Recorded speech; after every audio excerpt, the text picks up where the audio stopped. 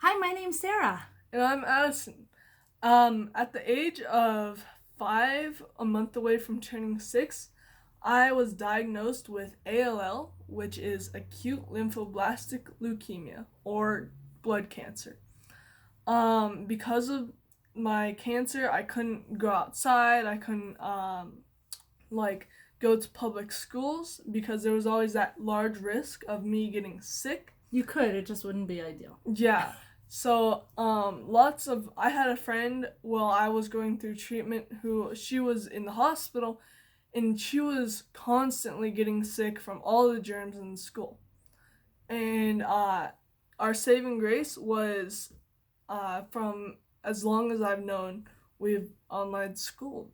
So, So we became a Kova family when my daughter, who's now a senior, when she was in kindergarten, and I thought I'd only do it for a couple of years, and then as each year progressed, Madeline is my daughter, and Addison, they're 2 years apart, and as the time progressed, I thought each year, well, they'll go in, in middle school, they'll go to brick and mortar, and then it got to be closer to high school, and I was like, well, when they go to high school, and then here we are now, and my daughter's going to graduate in May, and she is very happy. Actually, she really thought that she wanted to go to brick and mortar, and she does lots of social activities and things with the public school, and but she's really happy to be able to sit in her jammies oh to yeah, school.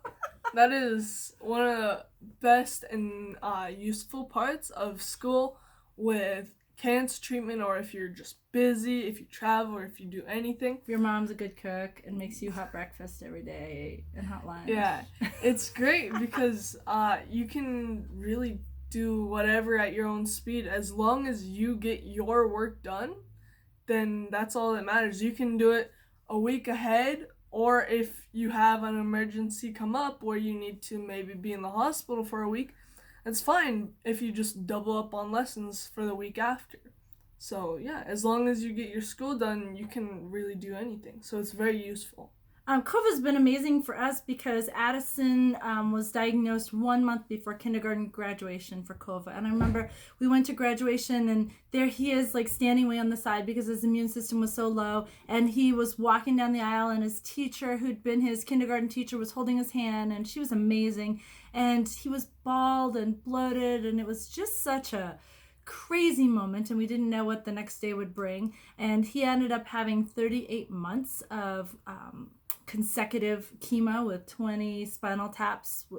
So a lot of time in the hospital, and the teachers were incredible. This, I know this can't always happen because sometimes teachers live far away, but our teacher ended up living close, and she would come over, and he would just have had his chemo, and he would be falling asleep or stopping like to throw up, and then trying to do what was called dibbles, which were tests back then. And oh, he Oh, was trying to do them, and he was so sick, but we're like, push through, you gotta get through, come on, get through first grade. And he did, and then yeah. next thing we knew, he was finishing fourth grade, and he was finished with treatment. But he now has late effects from chemo, and Colorado Virtual Academy, or Astravo, just being online schooled has been so incredibly helpful because the teachers can work with him and they understand his situation. And so if a child is maybe lagging in something or needs a little extra time, the teachers will sit and do one-on-one with Addison or help me because I'm not a math person, but I got through algebra too. Yeah. So I somehow didn't have to do it in college, but I feel Yeah, like I'm going right back through school. you really are. I Uh, I'm good at but trivia now. yeah, I would say the biggest thing if you're going to have to do online school, or if you just want to do online school, is you have as much freedom as you can handle. Like, you can, as long as you get your work done, you can do really whatever. I have a friend, he wakes up at like 5 in the morning and he's done by like noon, and then he has the whole rest of the day off. What's one of your biggest challenges, though, that you know what I'm going to say, so I'll let you say it? Mm. So, I'm really bad with procrastinating. So, I can do tests, I can read through the lessons, but I hate reading and writing, and I'm very bad at spelling.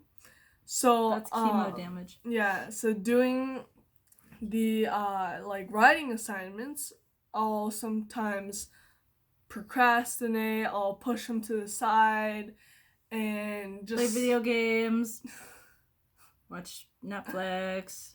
Watch Netflix, Sister, yeah. Yeah. Which is hard as a parent because you want them to be independent, but then every time you look and they're on Netflix and things like that, it's really difficult because there's that fine line where you have to say, you're going to be, like you're in high school. You have to make your own choices and you have to fall. I'm not going to hold your hand. I held your hand a long time, but now you have to fall on your own. So if you don't do the work, we have found ourselves, and Addison can attest to this, working through Thanksgiving break, working through spring break, because they chose Netflix in the earlier days over having a break, and then they had to catch up. So as a parent, the biggest thing that I would say is stay on top of it, really help your kids, because you think that they're caught up, and then it gets to be like 2 weeks before school is out and they have all these written assignments. That's what happened to us a couple of times.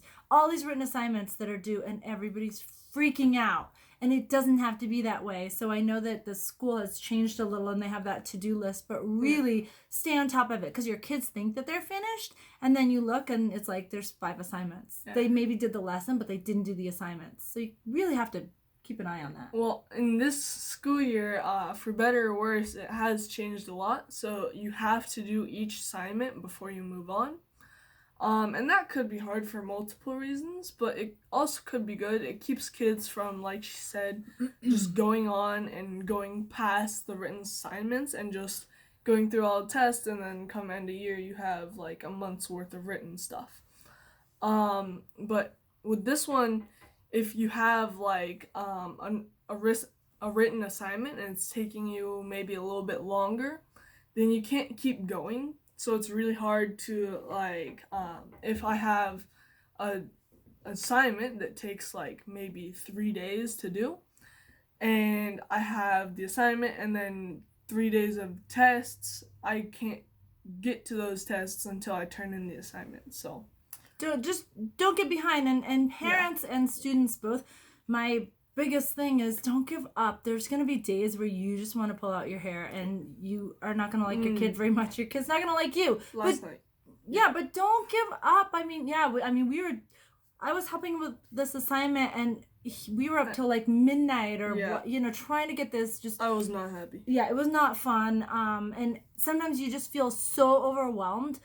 And talk to your teachers. If your student is really overwhelmed, talk to your teachers, because they can move some stuff around and they don't want you to fail. They want you to succeed, and they want you to you're not going to love school every day, but they want you not to hate your existence, And take breaks throughout your school day. Just because you're on online school doesn't mean that you shouldn't get a lunch break. Is that your hint to me?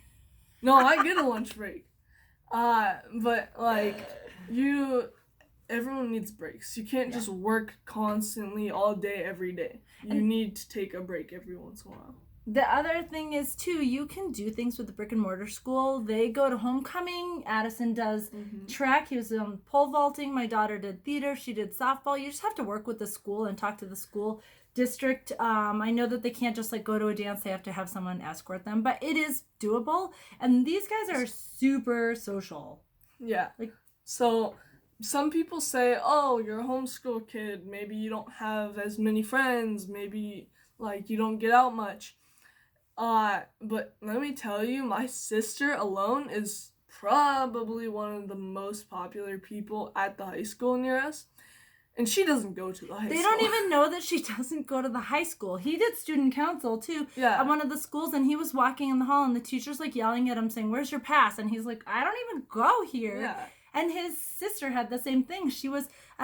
We were sitting around one day, and all these teens were here, and they were like, oh, what class do you have, whenever? And she's like, I don't even go to the school. And everyone's going, wait, what? You're always at the school. So you can be social. If your kid's not social, you're not social, then, it's kind of your own doing, because there's so many opportunities to be social out there and get involved. So, thank you so much to the teachers, and it's been an amazing experience. And yeah, for sure. I'm definitely getting smarter.